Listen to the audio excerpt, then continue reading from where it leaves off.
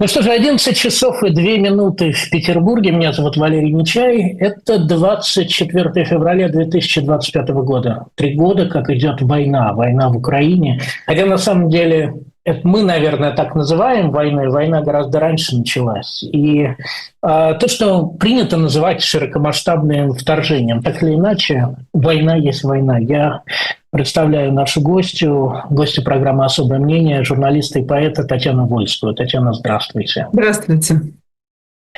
Да, вот мы перед эфиром с вами сейчас начали говорить, и вот я как-то поймал себя на мысли о том, что вот уже 3 года этот нескончаемый февраль. И я долго думал, какой вопрос задать. Ну, наверное, давайте с этого начнем. Вот когда все это началось, да, когда все это случилось, вы вообще могли себе представить, что это будет идти 3 года? Нет, нет. Мне, к великому сожалению, пришлось уехать, и из-за того, что просто из-за безопасности, из-за того, чтобы не быть арестованной, к сожалению. Но я помню очень хорошо, как я уезжала, и как вокруг говорили там оптимисты, говорили, ну, к осени ты вернешься. Да ладно, да ладно. Ну, это мне никогда не казалось реалистичным. Просто говорю, что такие вещи были. Но мне казалось так, знаете, по ощущению, что ну так вот 2 года. И, может быть, я вернусь. Вы еще помните, это все, конечно, подогревалось совершенно не странными, теперь кажущимися странными прогнозами, как вы помните, да, что сейчас вот Россию экономически скрутят в бараний рог, ничего не получится, вот все так. Все будет у нас хорошо. До сих пор, да? Ну, это, конечно, чисто wishful thinking, вот в чистом виде, как мне кажется, потому что, ну, знаете, эта миграция – это тоже маленькая смерть, вот, не знаю, клиническая, как угодно, но это смерть прежней жизни, по крайней мере. Вот в этом смысле совершенно точно. Ну, человек и вообще свою смерть такую во всяком смысле, не может себе представить, да, и не может представить, что вот, ну, вот все совсем прежнее, все совсем кончено, да. Это очень трудно. Поэтому, видимо, как-то мозг защищается. Вот. И были голоса очень трезвые, как сейчас помню даже, кто это говорил, что нет, вы никогда не вернетесь, никогда этого не будет. Вот. Я все еще не могу об этом думать, но мой горизонт отодвинулся там. Недавно, вот буквально вчера, Быков у себя в Фейсбуке проводил опрос, думаете ли вы, что вы вернетесь? Ну вот, да. Вот я там и написала, что очень хочу, и первым самолетом, когда я буду знать, что меня не примут в аэропорту, но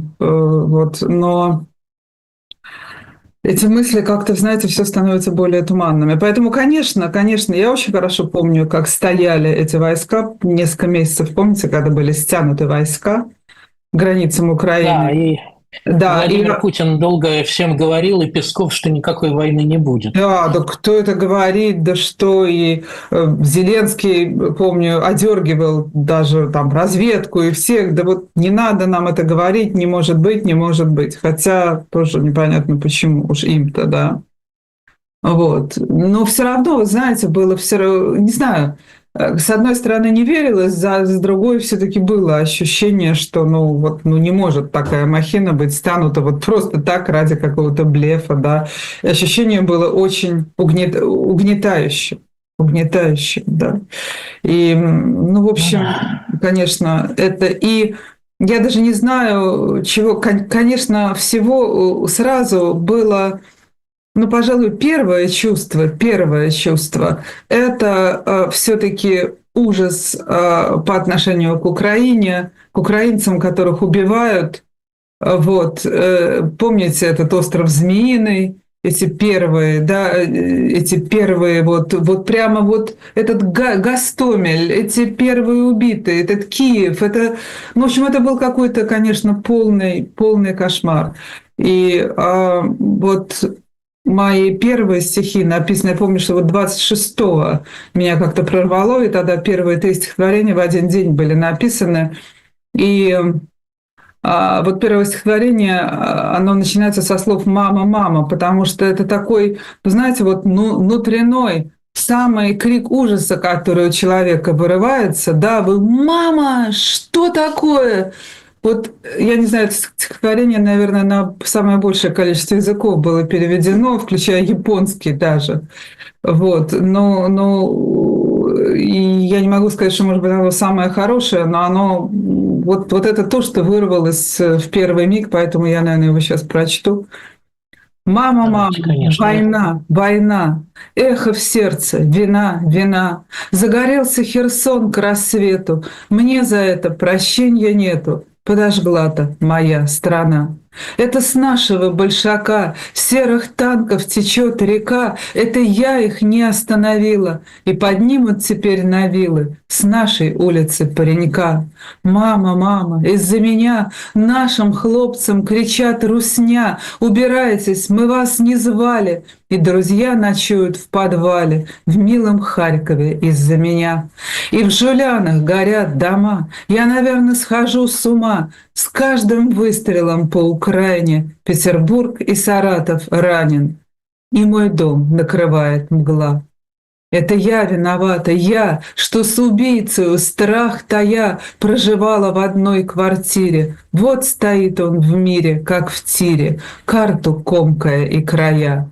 Мама, мама, война, война, эхо в сердце, вина, вина. Кто горит, кто убит, кто ранен. С каждым выстрелом по Украине убывает моя страна.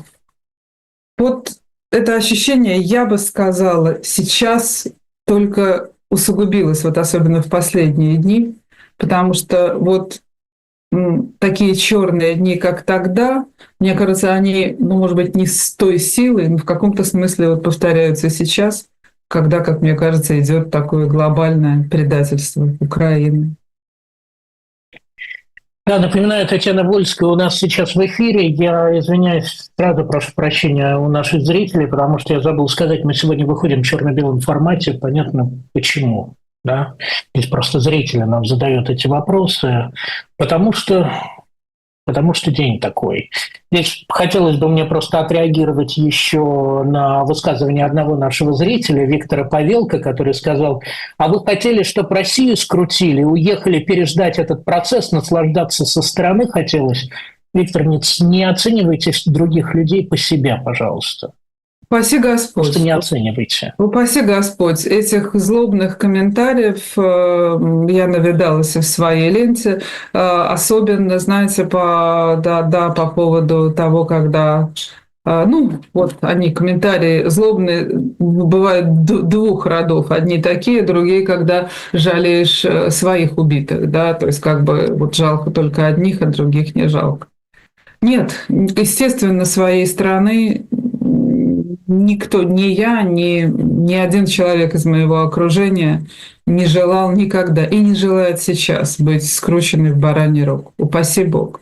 Я считаю, что самые частые слова, знаете, среди нас, среди знакомых, среди единомышленников тогда были такого рода, что как же он слил Россию.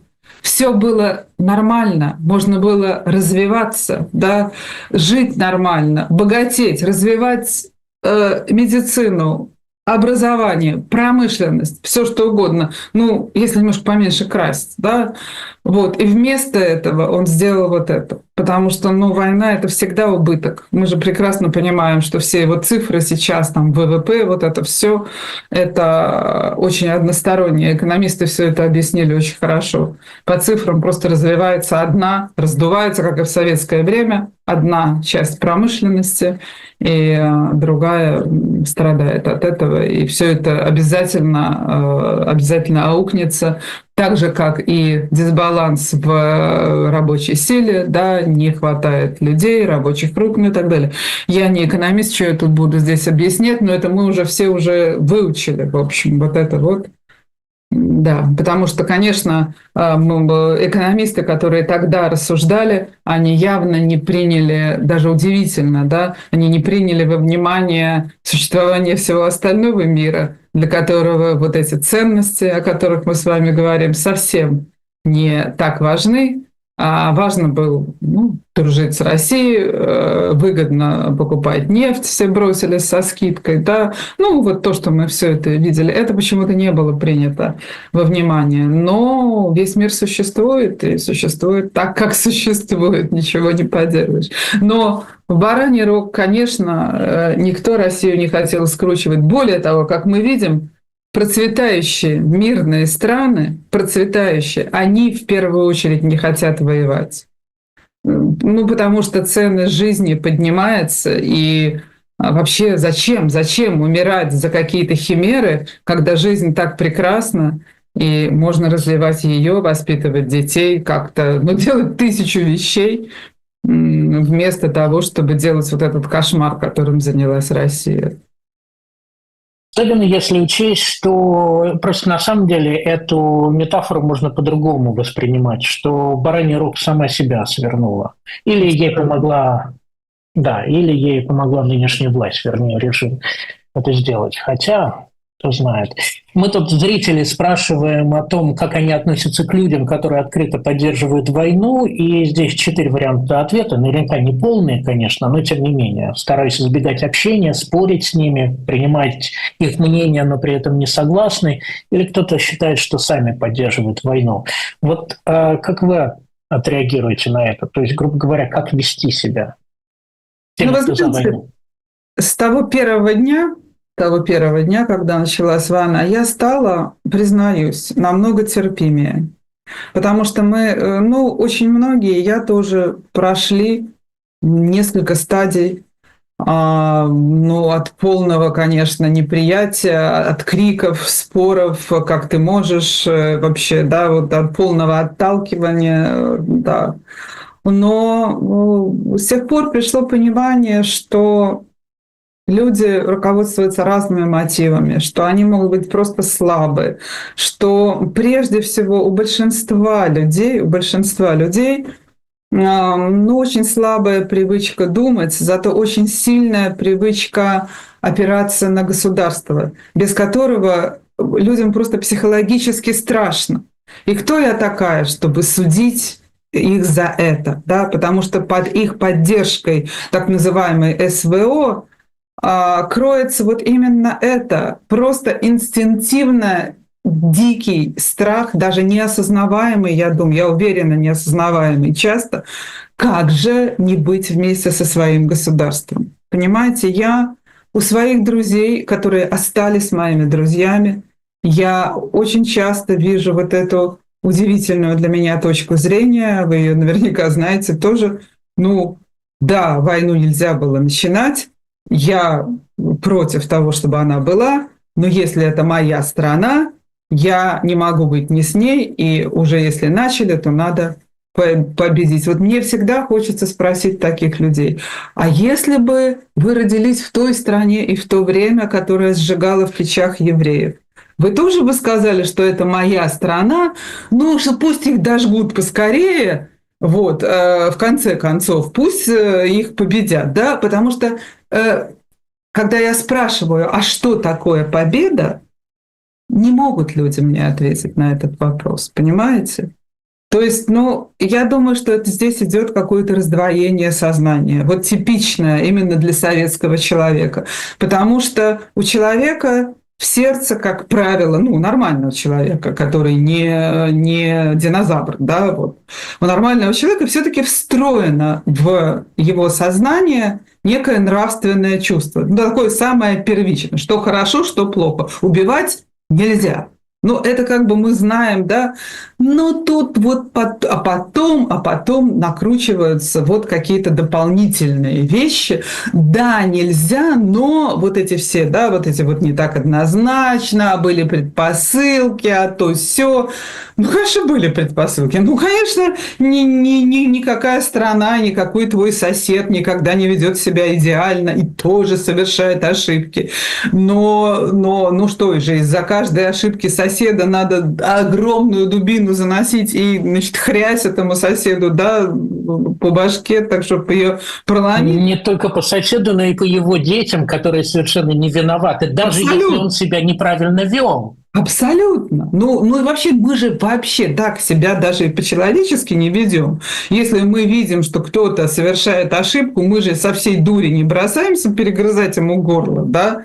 Даже если он себя неправильно ведет. Это странно, да? Ну, поэтому я уж не говорю, тут это все было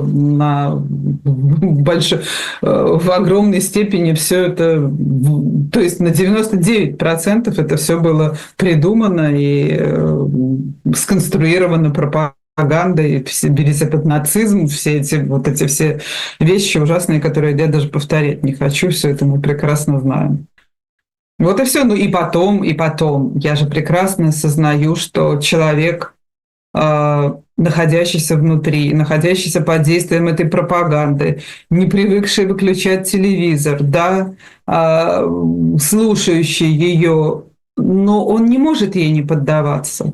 Да, то есть человек начинает думать, ну да, конечно, они пережимают, ну да, это все говорится в ужасной форме, но, наверное, все-таки под этим что-то лежит, ну и прямая ложь, мы знаем, как это действует, да, прямая ложь, даже потом разоблаченная, она все равно действует, потому что, ее разоблачили где-то, вы, может, и не услышите никогда, как ее разоблачили, и не узнаете, а вы услышали, все. И начинаются эти боевые комары, там, биолаборатории, вот эта вся хрень, которую мы слышали. Вот.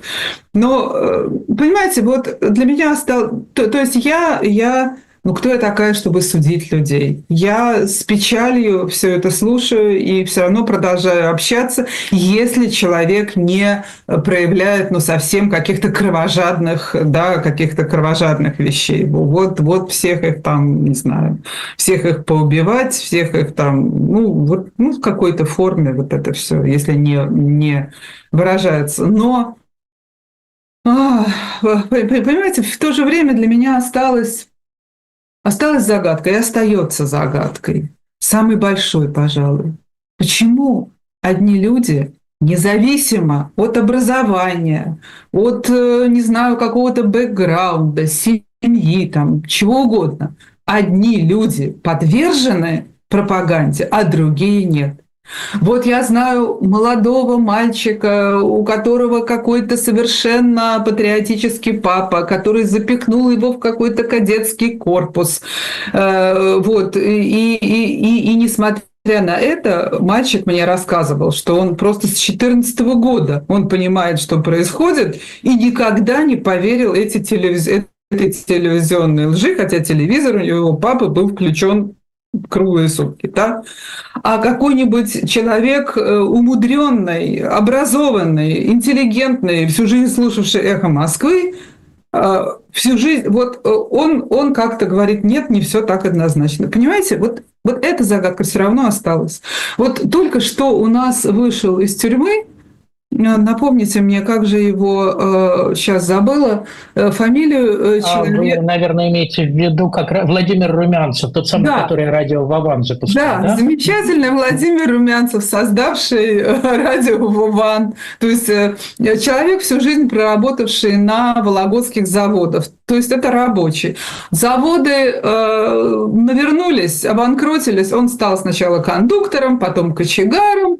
И культивировал, у себя был радиолюбитель, купил какие-то маленькие передатчики, сделал это радио Вован, которое покрывало что-то от 1 до 3 километров, да. И потом, когда началась война, он передавал правдивые новости, то, что происходит. И, конечно, в один прекрасный день эту волну поймала ФСБ, и все. И, значит, этот Владимир, хозяин радио... Получил срок, сел на 3 года. Получил погоны. Да, конечно, сел на 3 года. И вы знаете, он уже там сказал что-то журналистам, вышел с целым баулом, этим клетчатым баулом писем, которые ему писали в заключение. И он вспоминает, что он одинокий человек, у него только есть брат и несколько племянников. А так, говорит, как в 2014 году после Крыма я, как единственный житель своей квартиры, единогласно проголосовал за запрещение на своей территории вещания государственного телевидения и радио. Понимаете? Ну вот в 2014 году человек вот просто выключил у себя пропаганду. Ну, потому что он понял, что это такое, и никаких сомнений у него не было. Это человек, работавший на заводах, вот рабочий, наверное, в лучшем смысле, да, этого слова, какие были у нас, такие образованные, продвинутые, рабочие. Вот, а сколько людей, не знаю, поэтов, зет-литераторов, да, которые сейчас, у которых сейчас час славы, вот они не выключили, радостно присоединились, и, ну, и все это мы видим. Эта загадка для меня осталась. Вот. Да, но у меня, если честно, конечно, главный вопрос это даже не для поэтов и зет-литераторов, потому что за это хорошо платят, как мы с вами все знаем, да? Да. За поддержку войны.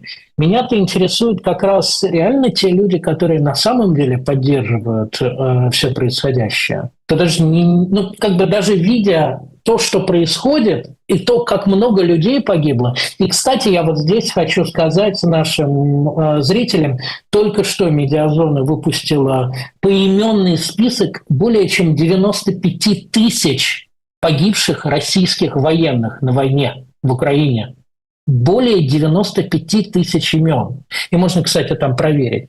Я к чему это просто все говорю? Потому что я проверил некоторые имена, которые я знаю, тех, кто погиб из своего окружения. Этих людей там даже нет. То есть это больше 95 тысяч погибших людей. Да? Конечно, это же подтвержденные имена. Там нет пропавших без вести, которые лежат на полях Украины до сих пор. Да? И сейчас я тоже читала ужасную вещь, что многих пропавших без вести объявляют в Сочи, то есть самовольно оставившими часть, для того, чтобы не платить эти огромные гробовые семьям. Вы представляете, да? Сколько реально погибло, потому что эти цифры, конечно, далеко не полные. Их надо насколько-то умножить, насколько я не знаю. И добавить тех, кто там потерял конечности, был ранен и так далее. Да? То есть это, это огромное количество людей. Это семьи этих людей тоже, по которым это тоже прокатилось. И это вот будет очень большой привет в будущем. Ну, понимаете, если мы не знаем, там, сколько погибло, но даже говорят, это сейчас сотни тысяч, то есть эту цифру надо, видимо, умножить, даже, предположим, там, до миллиона, да, но умножим на семьи, это 3, да, семьи сейчас небольшие, предположим, да, около 3 миллионов, допустим, 2 или 3 миллиона будет пострадало от этой гибели, да. Но по подсчетам экономистов, людей, выигравших от войны, то есть работающих прежде всего на ВПК, да, их десятки миллионов. Вот в чем дело. Это такая циничная арифметика, но от нее никуда не уйти. Вот. Да, это важное замечание. Я нашим зрителям скажу еще раз, что нам очень важны ваши лайки, потому что это не только помогает нам понять, что мы вам интересны, я имею в виду канал, но и это просто помогает продвигать это видео. Более того, вам будут рекомендоваться YouTube те видео, которые вам тоже наверняка понравятся. Поэтому поставьте лайки. И я хотел поблагодарить 2 наших зрителей. Это Татьяна, как я вижу сейчас, Александр, которые нас поддержали. И очень много тех, кто нам в течение 3 этих лет помогал, благодаря которым мы до сих пор существуем. Спасибо вам за это. Мы начали говорить про политзаключенных, а Владимир Румянцев, про которого мы только что вспоминали, он действительно политзаключенный, но есть еще другие. Огромное количество людей, которые неизвестны широкой публике. Например, петербургский Егор Балазейкин, который сейчас сидит за теракт, которого не было фактически. Да? Я так понимаю, что вы занимались, интересовались его историей. Конечно. Да, конечно, я даже говорила с его мамой. И там прекрасная семья.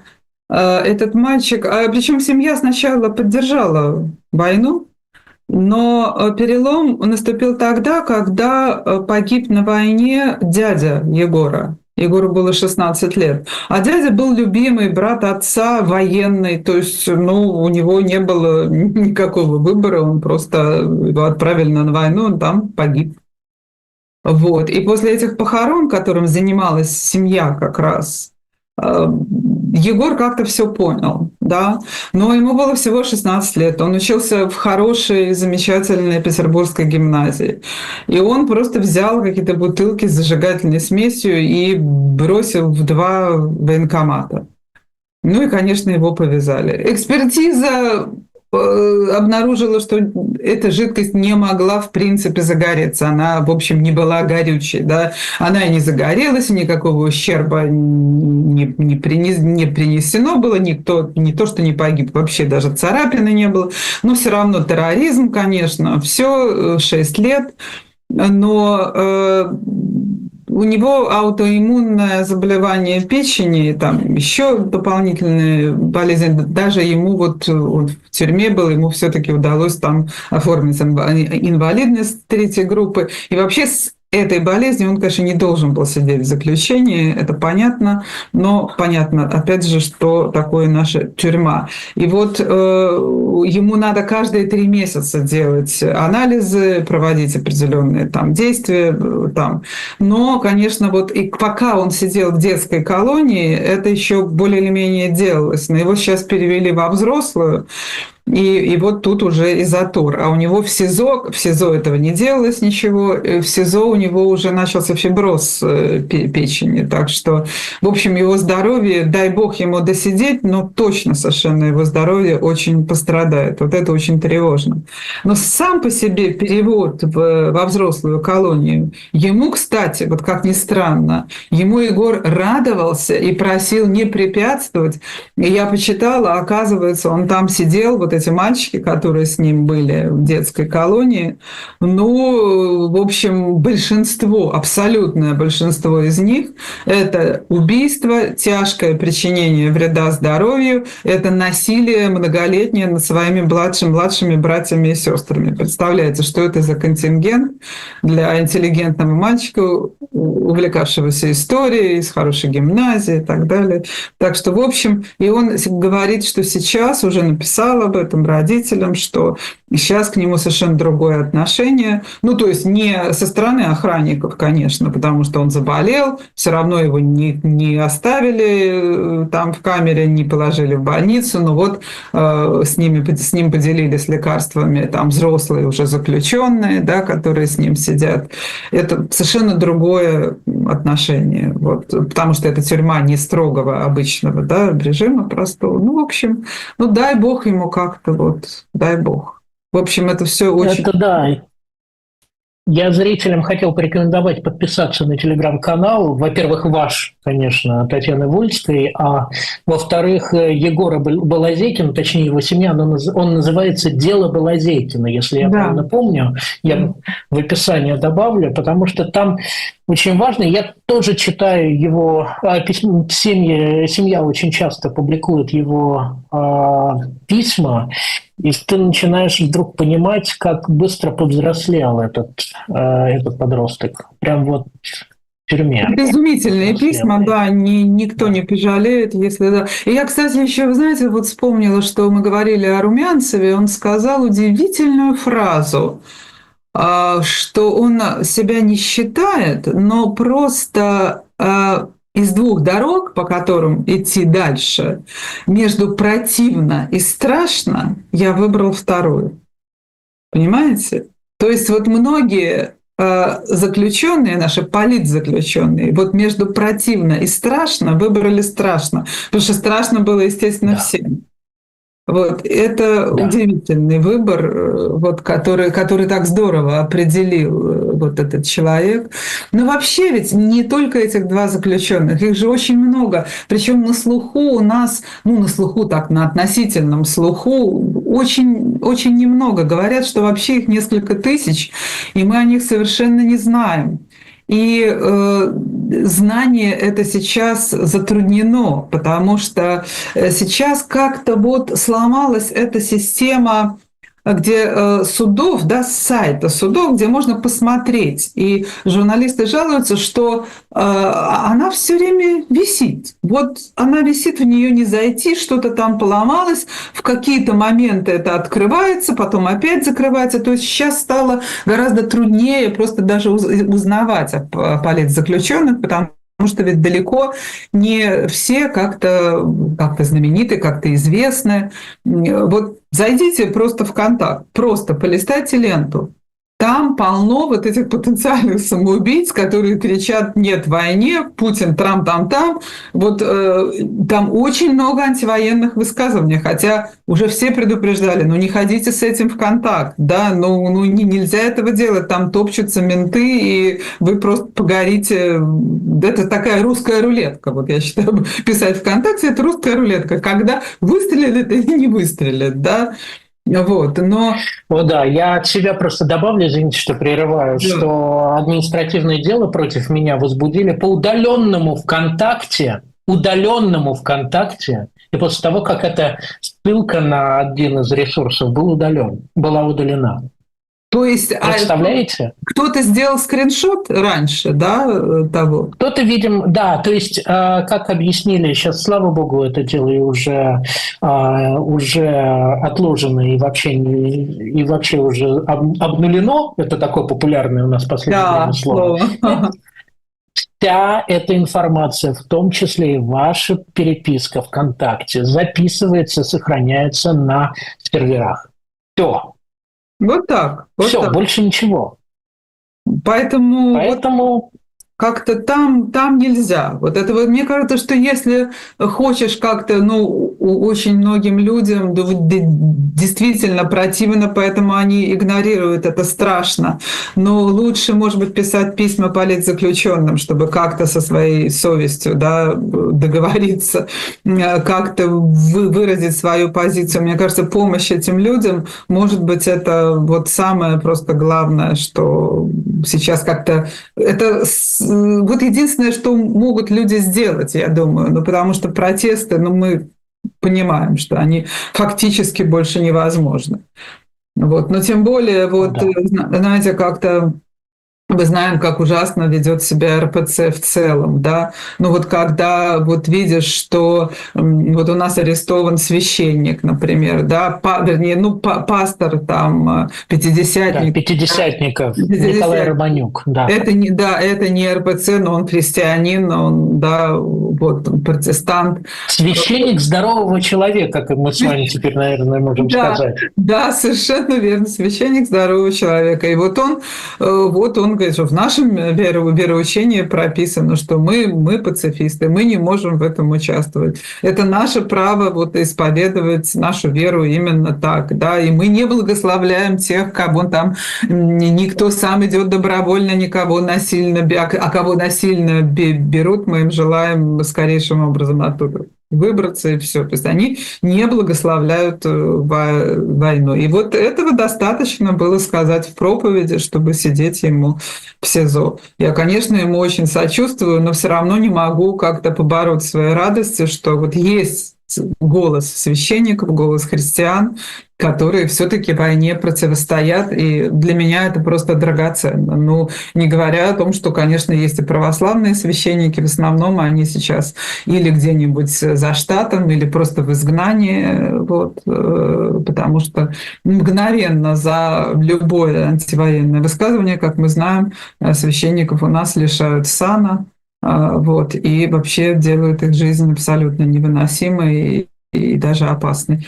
Но, знаете, у меня сейчас даже поразили эти случаи. Эта девочка Кристина Джонсон Рамирес, видимо, просто происхождение какого-то латиноамериканского, но она у нас вышла в день гибели Навального, вышла просто с его портретом, ее задержали. Суд, удивительным образом, вернул протокол ментам, да, потому что говорит, мы не нашли нигде в документах уставных этих террористических организаций, там ФБК, и связанных с Навальными, там нигде не сказано, что портрет Навального является символикой этих экстремистских и террористических организаций. Понимаете, ее же именно за портрет, за демонстрирование экстремистской символики. И суд с этим не согласился. Вот бывают приятные, да, вот вещи. Но эту несчастную Кристину обыскивали, раздев ее до трусов, причем в помещении, где было полно мужиков, да, то есть она там как-то футболкой прикрывалась, значит, трусы снять ее не заставили, она, значит, их отстояла, но ее, значит, заставляли приседать вот как в 1937 году. Вот самые унизительные практики, да, они сейчас продолжаются, да, они возрождаются просто на глазах. Вот помните эту картинку во втором «Терминаторе», да, когда вот этот разбитый вроде бы на куски вот этот терминатор вот этими шариками ртути начинает собираться, да, опять в прежнее чудовище. Вот просто по шарику, каждый шарик этой практики 1937 года пыточный и унижающий человека, растаптывающий вообще его, вот они просто на глазах собираются. Это, конечно, что-то, зрелище совершенно ужасное. Вот, и вот она, конечно, в истерике плакала. Непонятно, как это вообще... Что случилось, да, то есть, извините меня за этот дурацкий совершенно вопрос, что случилось, но тем не менее, просто когда-то у нас было ощущение, что мы от этого давно далеко ушли. Оказывается, это где-то спало и набиралось сил. Это мы так решили, это нам так хотелось, Валерий. Понимаете, это опять же, нам хотелось, чтобы не началась война. Нам хотелось, чтобы плохие потерпели поражение как бы сразу же, да, чтобы у них ничего не получилось, и мы вернулись бы, и все было бы хорошо. Понимаете, вот это наши были желания, хотелки, как говорят теперь, не имеющие, видимо, ничего общего с действительностью.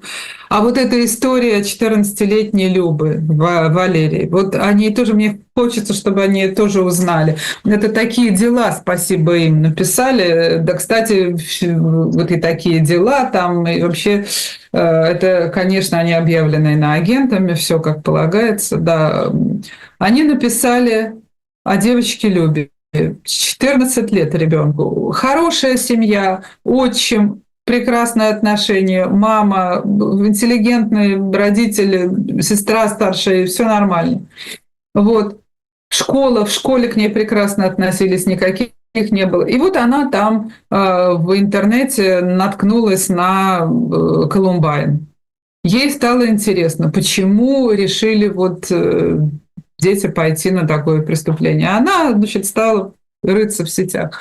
Наткнулась на какие-то телеграм-каналы, где ей сказали: а вот ты заполни анкету, а мы тебе тогда вот все расскажем, мы тебе какую-то вот информацию дадим. 14 лет, глупая девчонка заполнила, значит, эти анкеты. Ничего ей не дали, никакой информации, естественно. Что-то от нее потребовали какой-то взрывчик устроить, да. Значит, она купила петарду, разрезала ее на 3 части. Значит, одну взорвала и, значит, это выложила у себя на странице, а другие выкинула, испугалась, и все. Все. После этого к ней пришли, посадили в СИЗО.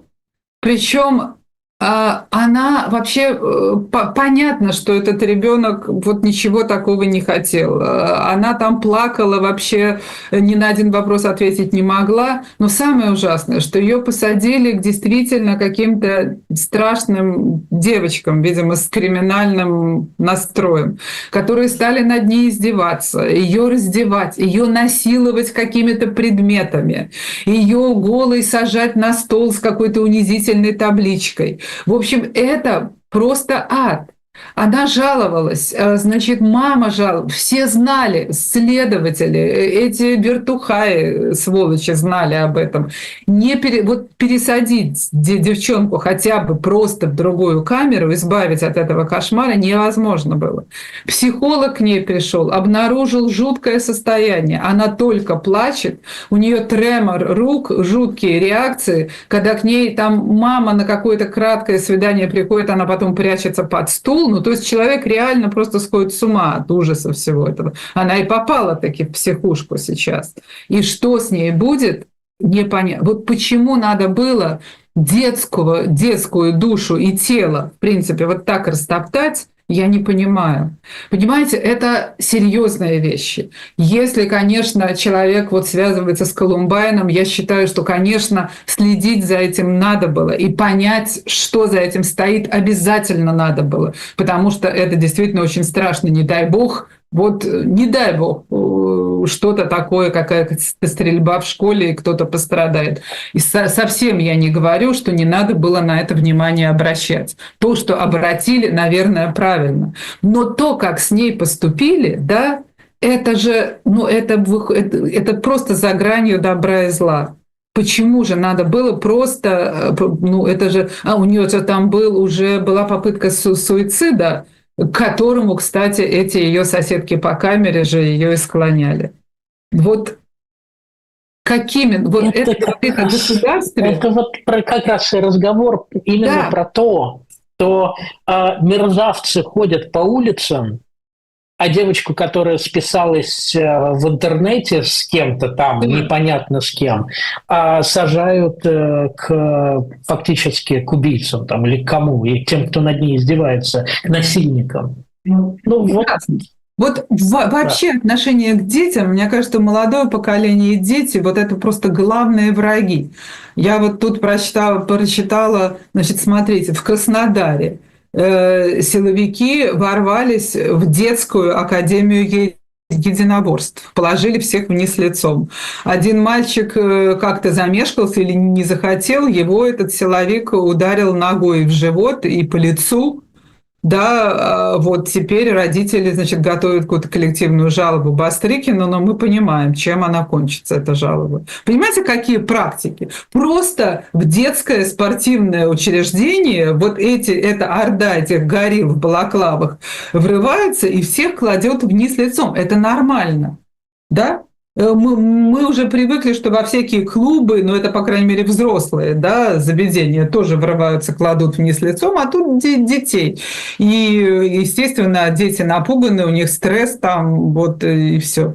Ну, а в то же время вот в Новосибирске возбуждено, наконец, уголовное дело против банды школьников. В школе завелась банда из 8 или 10 человек, которые систематически избивают других школьников, причем до тяжелейших травм. Там в больнице с тяжелым вредом здоровья сейчас мальчик один лежит, или девочка, я уже не помню, там компрессионные переломы позвонков и, в общем, дикие травмы. Вот только сейчас, вот это, причем учителя не реагировали, да, ни на какие, вот почему-то... Там еще учителя попробуют только отреагировать, там непонятно, что будет.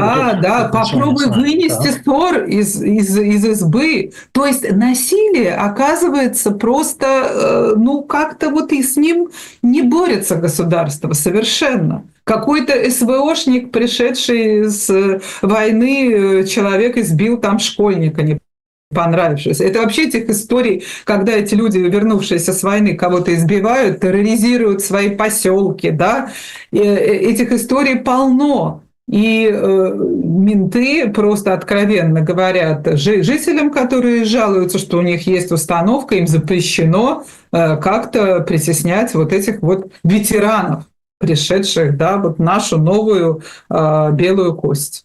Вот так. Да, здесь я хотел напомнить зрителям снова, чтобы они писали свои вопросы, потому что я вижу, что в чате идет дискуссия, но, видимо, совершенно обособленно от нашего эфира, поэтому если будут вопросы, пишите, пожалуйста, и ставьте лайки, потому что это крайне важно. Я хотел поблагодарить Ольгу Галину и вот Ольгу еще одну за поддержку. Спасибо за то, что вы нам в это время помогаете. Я немного хотел сменить тему, но мы далеко от войны не уйдем, но тем не менее. Все почему-то сейчас активно обращают внимание на то, что происходит в Германии с выборами, где альтернатива для Германии заходит на второе место.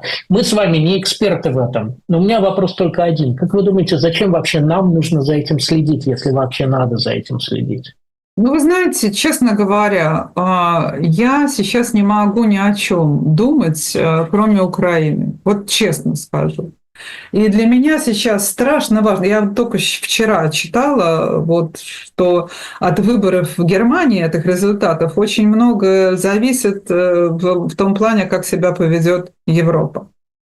Именно по отношению к Украине. Потому что все же ждут сейчас, вот осталась единственная надежда, что Европа все-таки соберется и поможет Украине, потому что Америка явно выходит, да, из этого. Вообще вот просто мечта, чтобы как-то Украину не ободрали как липку на много поколений вперед, как Зеленский уже сказал, да, что я не могу подписывать документ, по которому 10 поколениям украинцев придется платить. Откуда вообще возникли этот долг в 500 миллиардов долларов, вообще непонятно, с какого потолка. Да?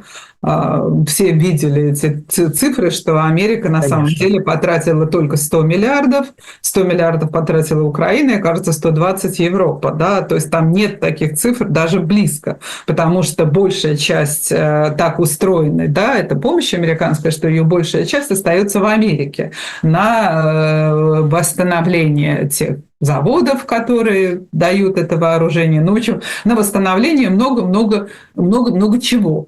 Это так устроено, кстати, как вот какие-то эксперты говорили, я не знаю, продаю за то, что купил, зато и продаю, что и в 90-е годы также была устроена вот эта помощь России, да, освобождавшейся от коммунистического наследия. Вот, то есть этого долга нет, и я с ужасом, у меня просто сердце крови обливается, когда я смотрю сейчас на Украину, я очень боюсь, что я абсолютно уверена, что ни на каком перемирии, как бы его ни заключили, после прекращения огня ничего не прекратится, даже если само прекращение будет достигнуто. Я абсолютно уверена, что Украина Путину нужна вся, и, в общем, без гарантии какой-то безопасности, да, без того, чтобы, как вот Зеленский говорит, без того, чтобы поддерживать там 800-тысячную армию там, или сколько им понадобится, это нереально. Украина будет завоевана, да, вот. Поэтому очень страшно, что все эти усилия людей, которые воевали, которые столько крови пролили, что все это будет зря, и что страна погибнет, я просто ни о чем не могу думать больше. И мне очень страшно за наших братьев, хоть они нас братьями по понятным причинам не считают, но для меня они все равно братья. Они люди. Да, они люди. В первую очередь, конечно же. Да, нет, но они люди, не просто люди, они еще стольким связаны с нами люди, просто не чужие, прям скажем. Это уж точно. И просто человекоубийство даже оправдывать невозможно. Вот даже мы с вами сейчас об этом говорим, но при этом это ведь вопрос о том, воевать или не воевать, что война – это всегда плохо, если, тем более агрессивная война. Естественно. Да, здесь наши зрители меня спрашивают постоянно, почему мы говорим про лайки, а потому что вот эти 30 секунд или сколько секунд вот этого вот метронома на подписи про то, что Татьяна Вольская иностранный агент, они говорят Ютубу, что смотреть видео это не нужно. И поэтому помочь вы нам можете только если вы поставите лайк. И тогда Ютуб поймет, что нужно продвигать дальше и дальше это видео. А если люди пропускают, даже эти 30 секунд не смотрят полностью, это сигнал для Ютуба, что видео не очень-то интересное. Обратите на это внимание. Тут срочные новости пришли, я должен просто об этом сказать. Думаю, что здесь никаких комментариев пока не надо, потому что развивается ситуация.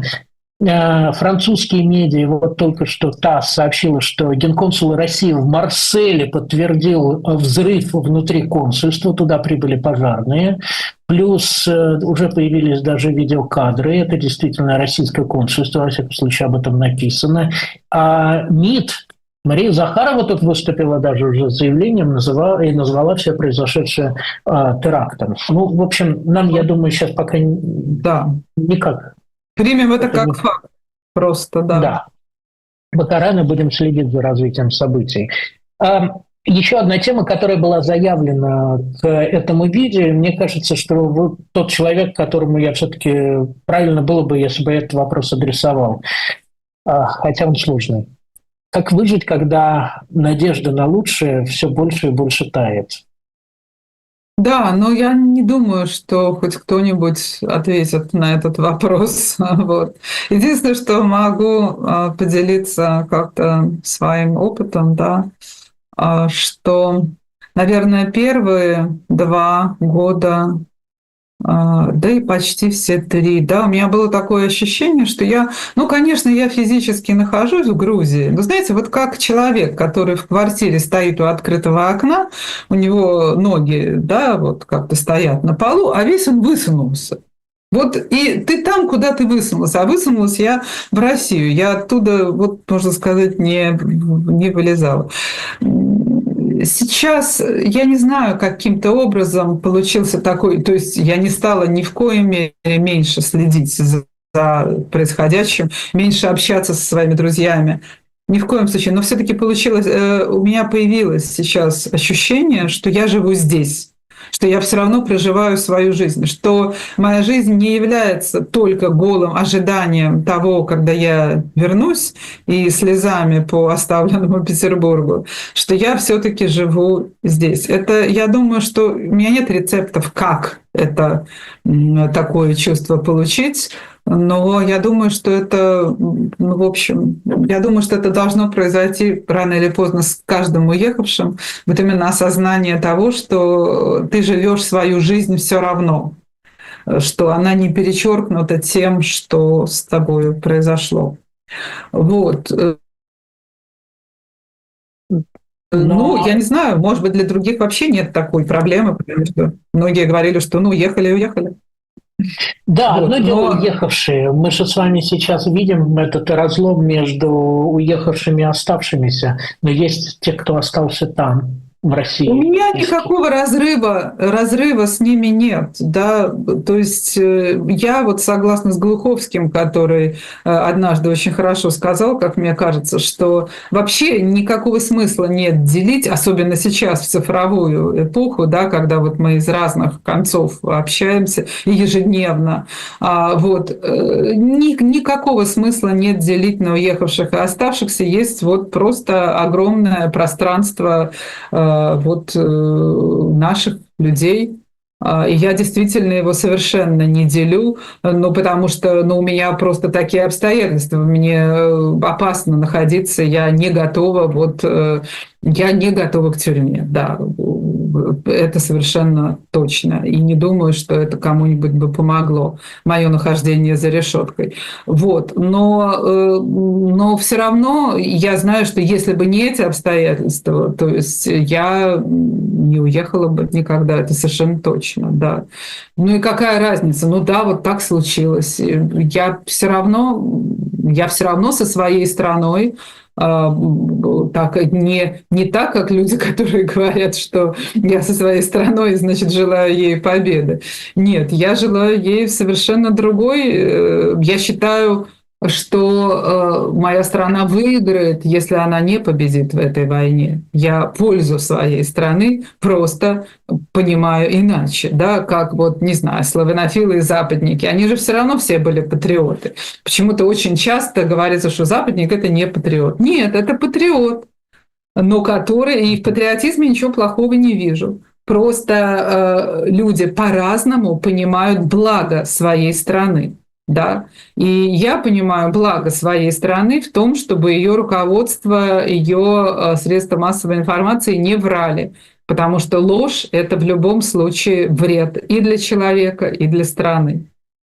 Татьяна, вы сейчас попали в точку, потому что только что вышло письмо Егора Белозекина, про которого мы уже говорили, подростка, школьника, да. И он там пишет про свое отношение к войне, и у него есть такое обращение ближе к концу этого письма. Я просто хотел процитировать, потому что, мне кажется, это очень важные слова, которые, мне кажется, они задевают очень сильно. Хочу, не останавливаясь, повторять одну и ту же вещь. Берегите самое важное, самое родное, самое близкое. Своих мужей и детей берегите, своих отцов и братьев. Ни медали, ни деньги, ни историческая справедливость и представление группки больных душевно людей о мировом политическом порядке их не заменят. Никогда и ни в чем. Это единственная правда, которую я знаю, и в которую верю, и которую я люблю, пишет подросток Егор Балазейки, который сейчас сидит в тюрьме. Золотыми буквами высечь, не знаю, на самом видном месте вот эти слова юного человека, который так много понял. Вообще, я думаю, что сейчас самые большие, глубокие патриоты именно сидят по тюрьмам или выгнаны из страны. Это или молчат внутри России, да, вынужденные, лишенные языка и права голоса. Я думаю, это самые большие патриоты, которые болеют именно за свою страну. Я в этом абсолютно убеждена. Потому что патриот — это не тот, который кричит, что с моей страной все хорошо. Как знаете, вот, по-моему, этот кто? Николай, при Николае было сказано, что прошлое России блистательно, настоящее там замечательно, а будущее там сияет так, что даже об этом трудно сказать. Ну, не помню, смысл такой. Да. Вот. Нет, патриот тот, который скажет неприятную правду, любую правду, который как-то трезво смотрит на вещи и все равно желает хорошего своей стране, но просто он никак не может видеть это хорошее в угнетении всех вокруг, да, никак не может. Это так не бывает. Ну, просто так не бывает, или так бывает, но очень это иллюзорное благо, и которое бывает очень ненадолго, и которое потом так травмирует страну или человека, насильника, да, что потом это исправить очень сложно. Я сейчас хотел сказать тем, кто нас слушает в приложении «Эхо», что мы с ними попрощаемся, там будут новости, а на Ютубе недолго, но тем не менее продолжим. Я только напомню, пожалуйста, ставьте лайки, это очень важно. Извините меня за это попрошайничество постоянное. У нас оказалось, вот подведены итоги голосования, как относиться к людям, которые открыто поддерживают войну, и вот 72% наших зрителей стараются избегать общения. Ну, вот как вам кажется, насколько это правильная тактика? Потому что если не говорить, мы снова будем расходиться в разные лагеря и жить поодиночке. Вы знаете, что, я думаю, что с какими-то людьми, может быть, это правильно. Если каждое общение выливается в скандал, то, наверное, лучше такого общения избегать. С некоторыми людьми, я знаю, можно общаться, если не затрагивать этих тем. И я думаю, что в семьях многие говорят, что эта тактика работает. Да? Мы будем говорить о погоде, о жизни, о магазинах, о чем угодно. Вообще, о чем угодно вести нормальные разговоры, но это не затрагивать. И я думаю, что лучше так, потому что война любая когда-нибудь кончится, а отношения человеческие будут порушены. И вот этого допустить нельзя. Да, я не знаю, если это не касается какого-то поведения, я не знаю, предательства, да, если есть там литераторы, любые люди там любых профессий, которые пишут доносы на своих, да, коллег, думаю, тут мне трудно сказать, что трудно допустить, что с такими людьми можно продолжать общаться. Наверное, лучше просто как-то годливо отойти в сторону. И безопаснее так будет, да. Вот. А в остальных случаях, если это просто мнение, то, наверное, лучше просто избегать этих тем, но оставлять отношения, мне кажется, так. Тем более, что человек меняет свое мнение. Ведь, понимаете, не навсегда оно бывает. Об этом тоже надо помнить. Может быть, что-то Ну, как бы Лазейкин изменил же свое мнение, о котором мы сегодня столько говорим. Он же сначала вроде бы поддержал войну, вроде бы, да, а потом увидел ее настоящее лицо. Вот, может быть, человек тоже, с которым вы сегодня спорите до хрипоты, увидит когда-нибудь ее настоящее лицо и что-то поймет. И не надо портить отношения, не надо кидать оскорбления. Все слова ужасные, оскорбительные, они остаются в нас. Нельзя допускать, чтобы они вылетали. Вообще, мне кажется, надо более милосердно относиться друг к другу, особенно сейчас. Не надо множить зло. Да, Наверное, так. да.